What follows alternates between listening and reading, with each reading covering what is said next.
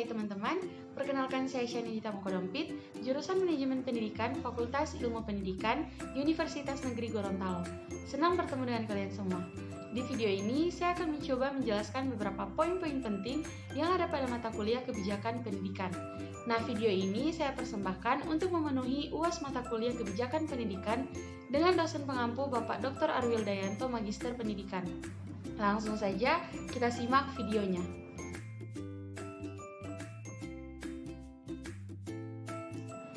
Istilah kebijakan atau sebagian orang mengistilahkan kebijaksanaan seringkali disamakan pengertiannya dengan polis. Hal tersebut barangkali dikarenakan sampai saat ini belum diketahui yang pasti terjemahan dari polis ke dalam bahasa Indonesia. Nah, pada hakikatnya pengertian kebijakan adalah semacam jawaban terhadap suatu masalah, merupakan upaya untuk memecahkan, mengurangi, mencegah suatu masalah dengan cara tertentu, yaitu dengan tindakan yang terarah. Pengertian dari Ujar Werf dalam Syahrir tahun 1988 halaman 66. Nah, untuk pengertian saya sendiri, kebijakan adalah tindakan yang dilakukan oleh seseorang atau kelompok orang dan dibuat untuk mengatasi masalah dan menjadi pedoman dalam bertindak menyelesaikan masalah.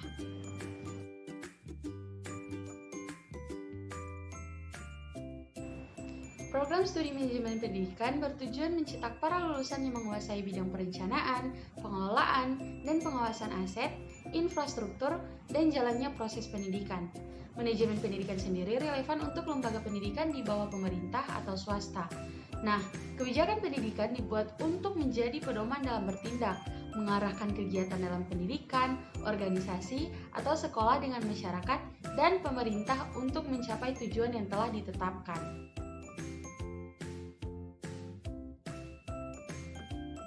Implementasi kebijakan adalah aktivitas yang terlihat setelah dikeluarkan pengarahan yang sah dari suatu kebijakan yang meliputi upaya mengelola input atau menghasilkan output atau outcome bagi masyarakat. Nah, proses formulasi kebijakan dimulai dari masalah yang sudah masuk dalam agenda kebijakan, kemudian dibahas oleh para pembuat kebijakan. Nah, masalah-masalah tadi kemudian didefinisikan untuk dicari pemecahan masalah yang terbaik. Sedangkan komunikasi kebijakan pendidikan dapat diartikan sebagai suatu proses atau berbagi informasi, ide, atau sikap mengenai aturan dalam pendidikan.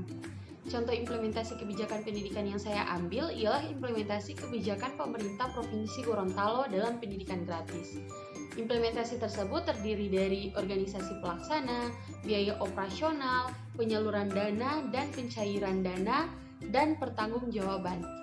Nah, program pendidikan gratis oleh pemerintah Provinsi Gorontalo ini bertujuan untuk menyediakan layanan pendidikan bagi siswa tingkat menengah atas di Provinsi Gorontalo untuk mengembangkan potensi dirinya agar dapat hidup mandiri di dalam masyarakat atau melanjutkan pendidikan ke jenjang yang lebih tinggi.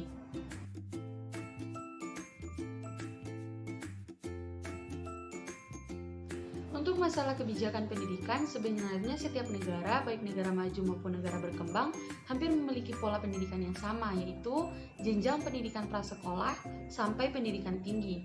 Untuk jenisnya pun hampir sama, yaitu pendidikan akademik maupun kejuruan. Hanya saja dalam masalah anggaran pendidikan, antara negara maju dan berkembang mempunyai sumber dana yang berbeda. Tidak dapat dipungkiri bahwa keadaan ekonomi suatu negara bisa menjadi salah satu faktor penting dalam kebijakan-kebijakan pendidikan yang ada.